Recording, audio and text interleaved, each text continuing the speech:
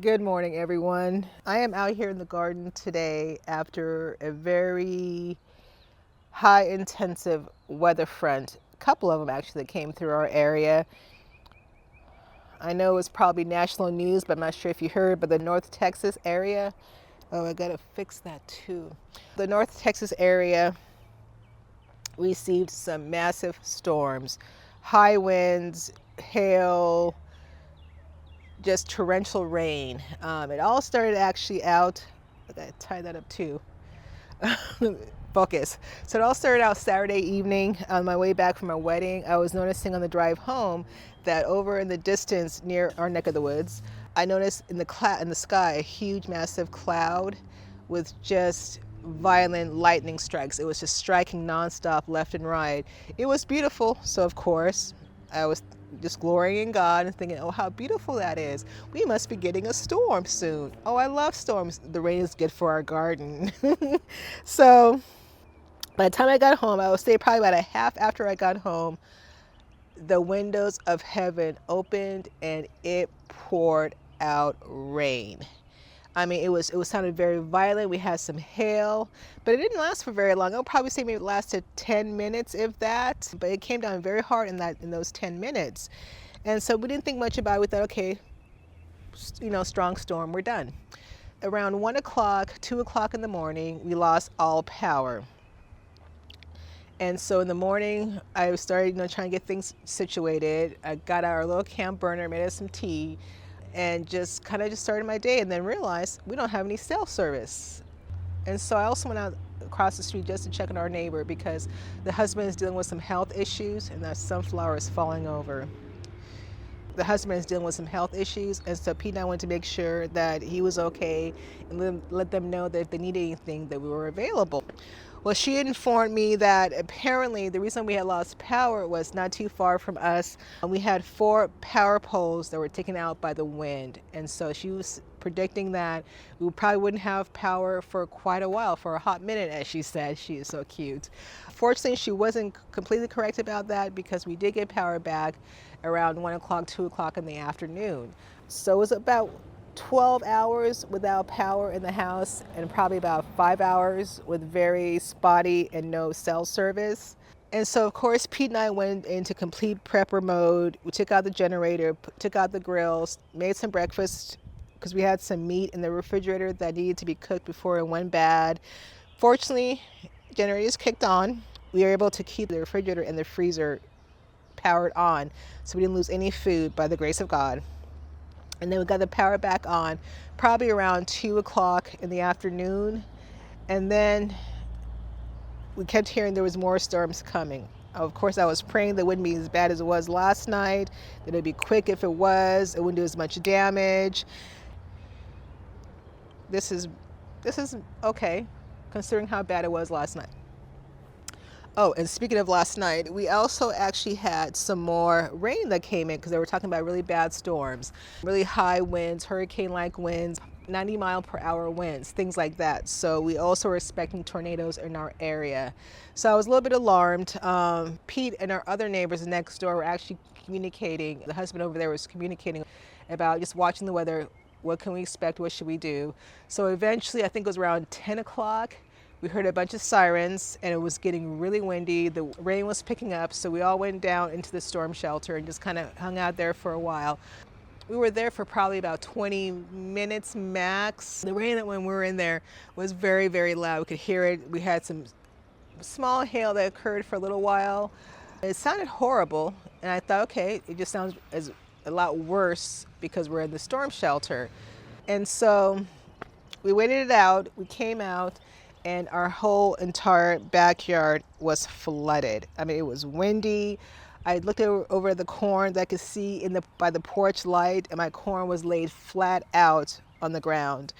And of course, I was happy I was okay. I was happy everybody else was okay, but I was sad because my corn was starting to tassel, and it was also starting to get ears on it. So I'm a little bit concerned. So I'm out here today just to check everything out. And this new area that we mulched out with a salvage tarp, the stuff over here is doing a lot better. It's a muddy mess back here. My hollyhock Beautiful black hollyhock. I need to prune that back anyway, get out some dead leaves.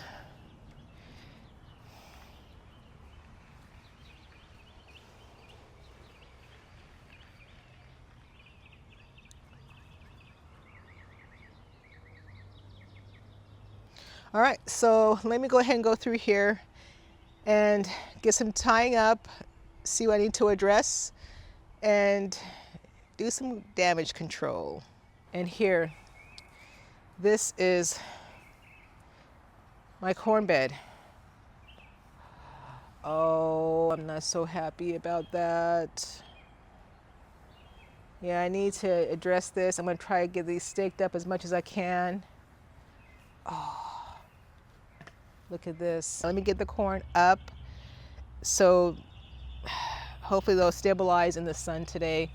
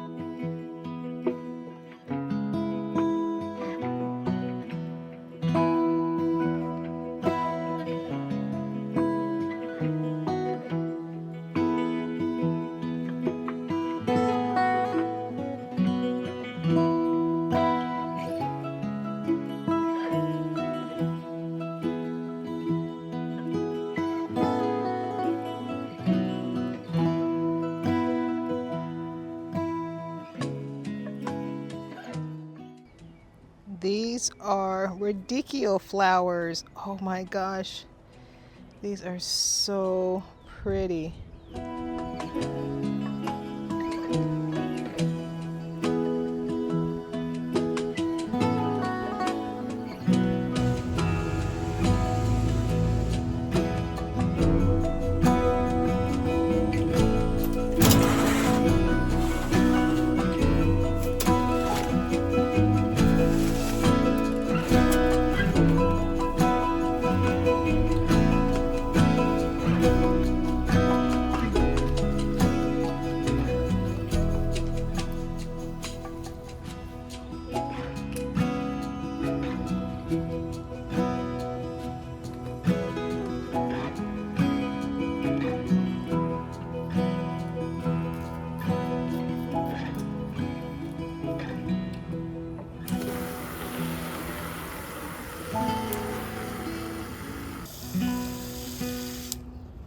All right, so this is the next day. I didn't get as much done as I needed to yesterday, but it looks like the corn actually stood up by itself.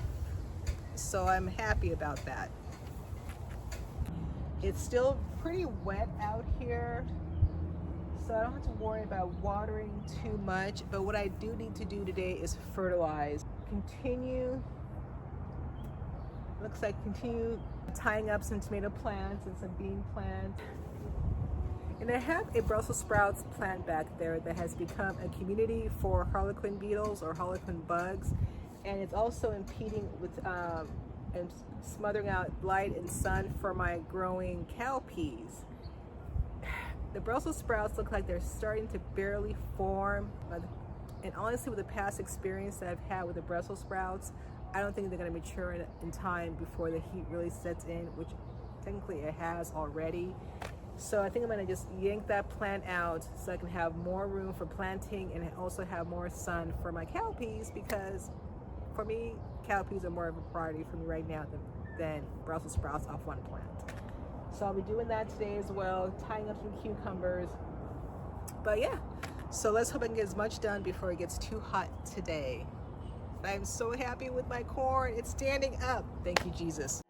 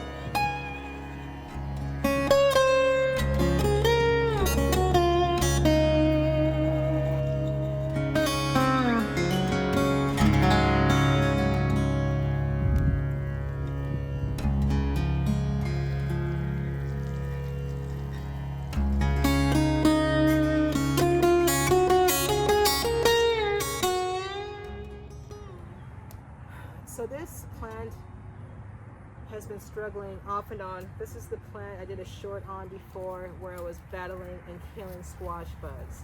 I had it under control for a while, but it looks like they're starting to take it over again. I see a few leaves here. Yep, two. These leaves have squash bug eggs all over them. So I am going to replant this round zucchini, but I think since I see new shoots and new life coming at the base of this plant, I think I'm going to go ahead and just prune this off, keep it where it's at, and plant a new seed and start again and see what happens. So what I'm going to go ahead and do is I am going to soak this plant and bring any possible living squash bugs here to the surface and get rid of them. Yep, I see one right there. There they come.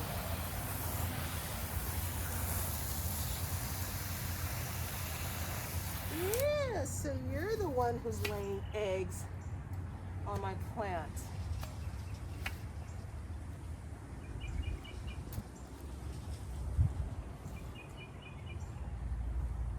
Let's see if they have the cohort in here. Now notice with these smart pods, they like to hide in between the dirt and the fabric. So I'm just going to soak that area really, really well.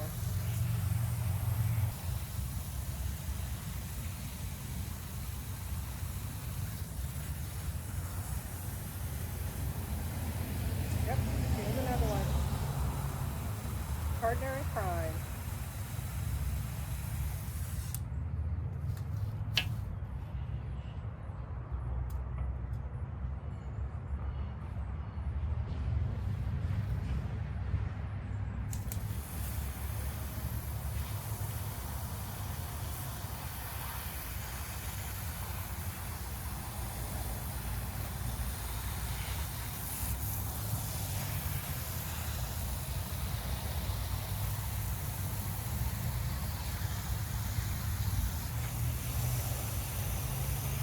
Another one.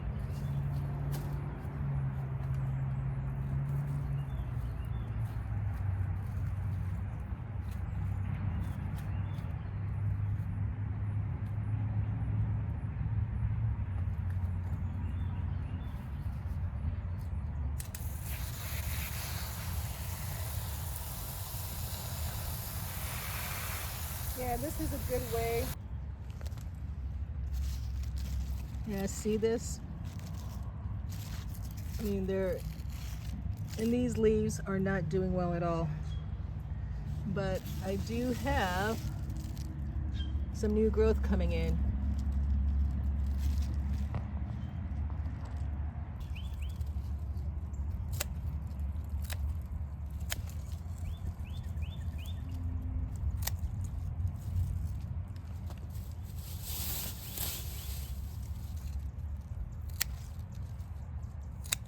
Oh, these are so prickly.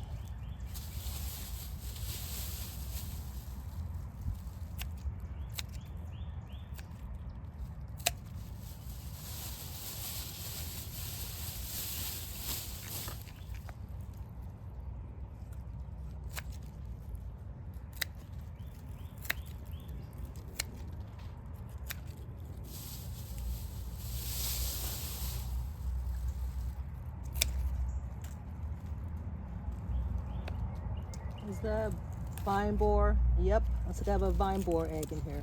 A larva, perhaps.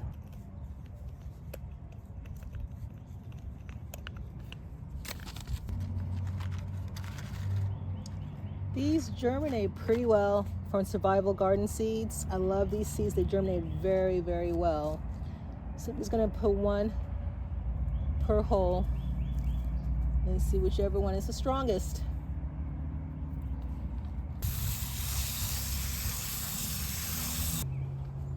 So this here is a Brussels sprouts plant that I am going to be removing, I think. This is really painful for me. This is like the third or fourth season I've tried Brussels sprouts.